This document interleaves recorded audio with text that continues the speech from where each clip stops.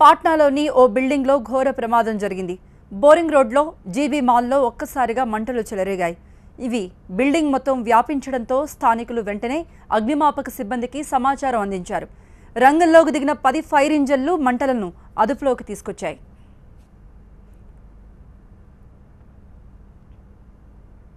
Short circuit కారణంగానే మంటలు చెలరేగినట్టుగా అనుమానిస్తున్నారు.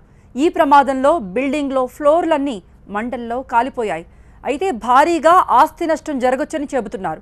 పలువురికి గాయాలైనట్టు తెలుస్తోంది.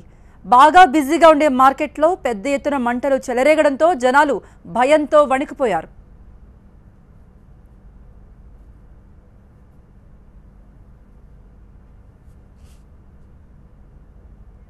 మాల్ పక్కనే పెట్రోల్ బంక్ ఉంది. దీంతో మంటలు ఎక్కడ బంకుకు వ్యాపిస్తాయోనని స్థానికులు భయపడ్డారు. అయితే సకాలంలో చేరుకున్న అగ్నిమాపక సిబ్బంది మంటలను అదుపులోకి తీసుకొచ్చారు. మరోవైపు ముందు జాగ్రత్తగా అక్కడున్న వారందరినీ ఖాళీ చేయించారు.